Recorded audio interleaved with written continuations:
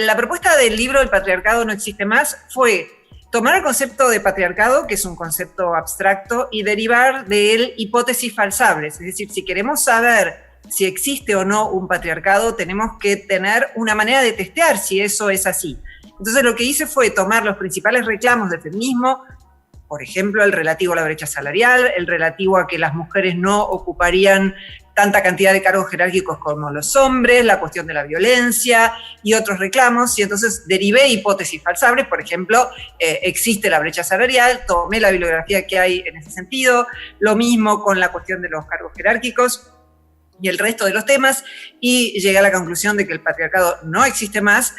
Tomé desde la biología, que me parece el gran marco teórico que le falta al feminismo, porque parten de la idea de que nacemos como páginas en blanco, y esto no es así. Entonces de ahí derivan un montón de errores. Primero me puse a discutir con una feminista de mi país, que se llama Lucía Chicha, que sigue a Daphna Joel, que es una de las líderes del feminismo en cuanto a pensar que no hay ninguna diferencia en los cerebros de hombres y mujeres.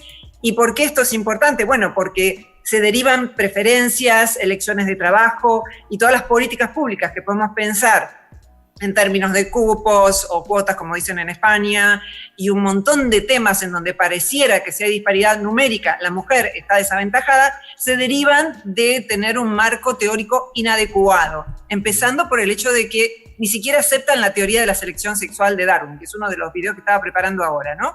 Y es fundamental entender, lo llaman cuentito, ¿no? Entonces, el libro de Agustina Mileo, que es que la ciencia te acompaña a luchar por tus derechos, por ejemplo, habla de la teoría de la selección sexual de Darwin, que ni siquiera debe conocer además, pero la relata tal cual, página 19 del libro, lo llama cuentito. Entonces, bueno, primero discutí con el marco teórico relativo a las cuestiones biológicas, y después todo esto que dije al principio, ¿no? Los datos del feminismo que hacen agua por donde quiera que uno los mire. Tú me dijiste, o bueno, cuando hemos hablado y tal, me has escrito y has dicho como que haces estudios originales para el libro este de El patriarcado no existe más, para, por ejemplo, sacar conclusiones de por qué hay más fiscales varones que mujeres.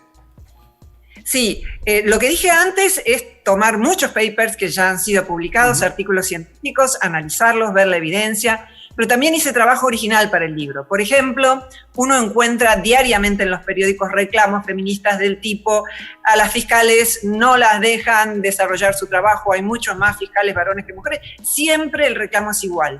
Hay más hombres que mujeres en tal oficio. No se fijan que, por ejemplo, los hombres desarrollan el 93% de los oficios peligrosos y que el 93% de las muertes en esos oficios son de varones. No, miran siempre otros oficios, que en general de estatus. Entonces decían, bueno, hay menos fiscales mujeres, es que no las dejan trabajar de fiscal. Entonces me puse a analizar los concursos, la evidencia, y lo que uno ve es que se presentan menos a concurso, lo que se ve es que ahora practicando hay menos abogadas penalistas mujeres que varones.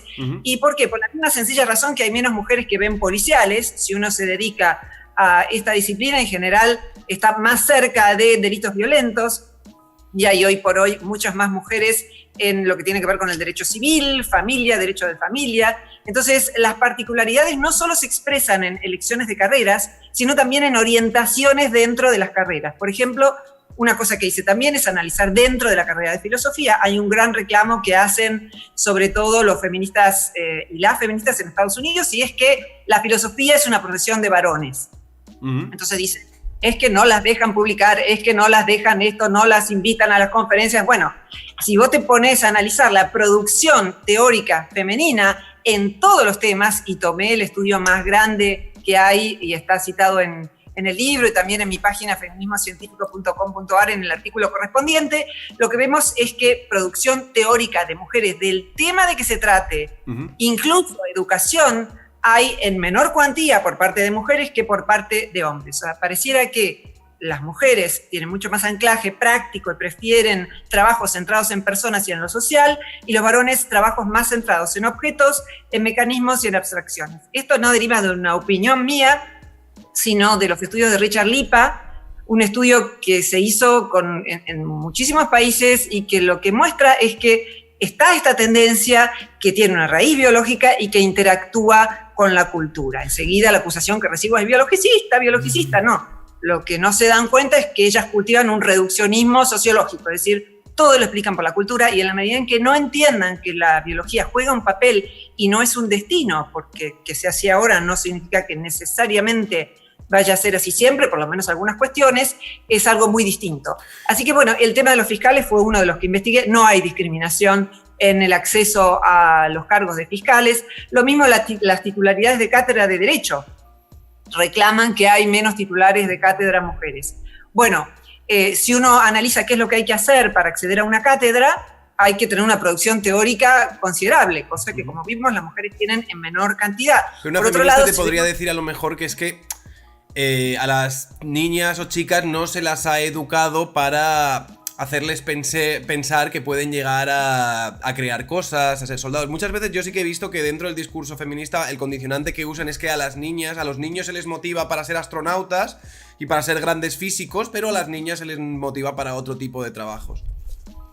Buena contrapregunta. Podríamos preguntarnos por qué a las niñas no se las entrenaba para ser veterinarias y hoy son el 70% de las veterinarias, y así como con veterinaria, con el resto de los oficios en donde las mujeres están sobrerepresentadas.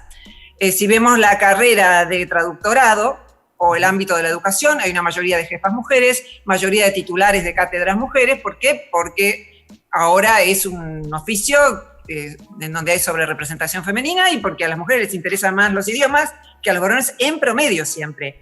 El gran debate siempre es las STEM, las carreras técnicas, ingeniería, matemática, física, etc.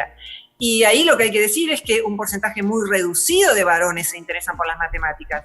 Lo que pasa es que si vemos ese porcentaje reducido de varones es mayor que el porcentaje reducido de mujeres. Por otra parte, respecto a tu pregunta, ya hay estudios que ven si las mujeres son socializadas de manera diversa respecto a las matemáticas, por ejemplo.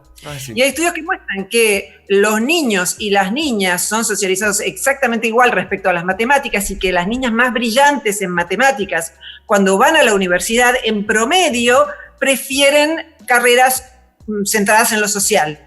Es decir, hay muchos estudios que muestran que en realidad los alumnos más brillantes en estas disciplinas, en donde las feministas quieren que haya una mayor representación femenina, no es por falta de capacidad ni de estímulo que no las elijan, sino sencillamente porque prefieren otro tipo de trabajos. O, por ejemplo, siguen una carrera como química y después se dedican a la enseñanza de matemáticas. Es decir, la enseñanza, que es, podemos decir, una derivación de la tarea de cuidado femenina, algo que no puede soportar una feminista, porque lo que ella escucha cuando uno dice esto es: te estoy diciendo que te tenés que quedar en tu casa a criar a los niños y no hacer absolutamente nada más.